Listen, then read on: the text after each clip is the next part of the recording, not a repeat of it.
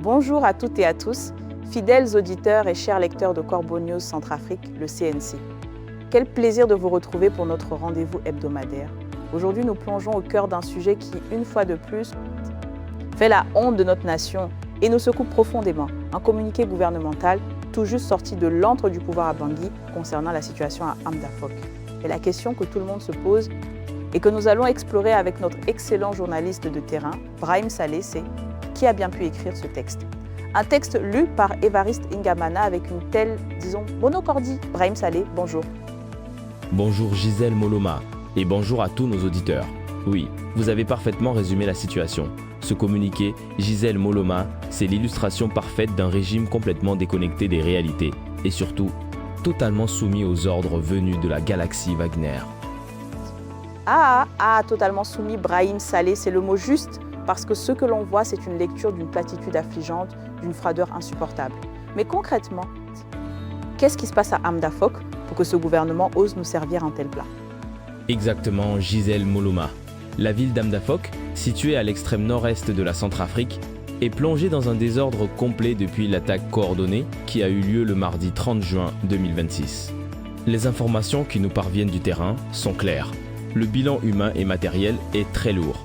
Et c'est précisément à ce moment que le ministre d'État chargé de la communication, Évariste N'Djamena, que l'on surnomme le grand sorcier de Carnot, a été choisi pour lire un texte qui déborde de falsifications.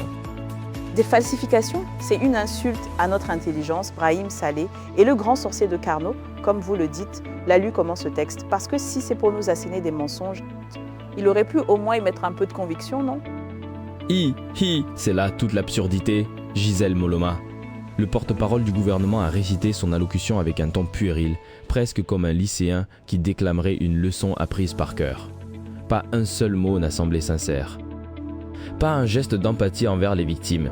Une simple lecture plate, comme si les personnes disparues à Ham-Dafok ne valaient pas le moindre effort d'émotion de la part de ces incompétents de la 7e République. Les incompétents de la 7e République, s'est dit Brahim Saleh, et pendant que lisent sans âme quelle est la réalité du terrain, celle que l'empereur Faustin Archange Touadéra et sa clique tentent de nous cacher. La réalité est bien différente. Gisèle Moloma, pendant que la voix officielle du gouvernement nous assure que la situation est entièrement sous contrôle. Les faits sur place contredisent catégoriquement cette version. 3 jours après l'attaque, les agresseurs maintiennent toujours des positions importantes dans la ville.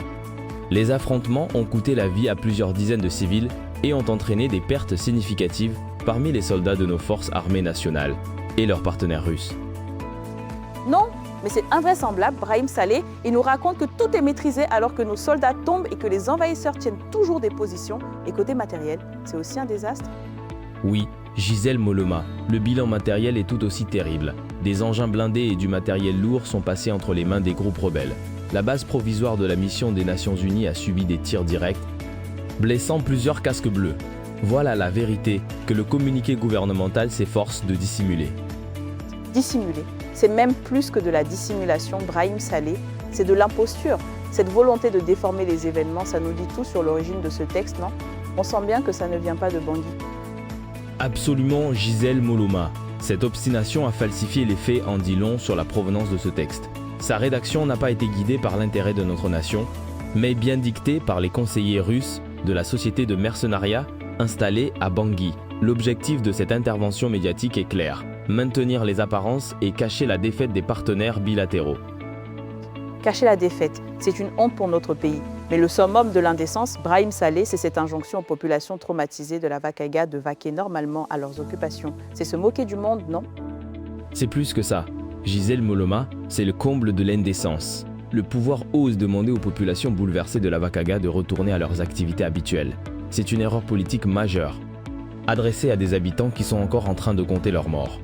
Cette attitude prouve le refus de reconnaître la défaillance du dispositif de sécurité et l'incapacité des autorités à défendre les frontières de la Centrafrique. L'incapacité à défendre nos frontières, le dictateur Faustin Archange Touadéra et son entourage préfèrent cacher la vérité plutôt que d'agir.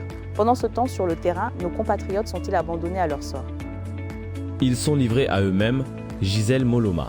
Sur le terrain, les forces gouvernementales et leurs protecteurs étrangers ont cédé, laissant les habitants d'Ham-Dafok sans aide. Aucun renfort significatif, aucune reprise de la ville, Aucun plan annoncé pour secourir les populations prises au piège. C'est une trahison pure et simple. Et pendant que nos populations souffrent, les Russes continuent de tirer les ficelles depuis Bangui, n'est-ce pas, Brahim Saleh? Exactement, Gisèle Moloma. Depuis la capitale, les officiers russes continuent de contrôler la crise, imposant des discours rigides au gouvernement et à l'état-major des armées. Il faut à tout prix éviter un scandale international sur l'efficacité réelle de leur présence militaire. Pendant ce temps, à plus de 1000 km de Bangui, Hamda Fock reste aux mains de ses assaillants. Aux mains des assaillants. Voilà la triste réalité que le dictateur Faustin Archange Touadéra et son gouvernement tentent de nous masquer avec des communiqués froids et mensongers. Merci Brahim Saleh pour ce décryptage essentiel. Merci à vous, Gisèle Moloma. Cet article si important a été rédigé par notre journaliste Ibrahim Moussa avec toute l'équipe de la rédaction, évidemment sous la supervision de notre directeur de publication, M. Alain Zilo. Et pour toutes vos informations, vos témoignages, n'hésitez pas à contacter Corbeau News Centrafrique. Notre numéro de téléphone et WhatsApp est le +236 75 72 18 21 ou le 70 16 44 65. Merci à tous de votre écoute et à très bientôt.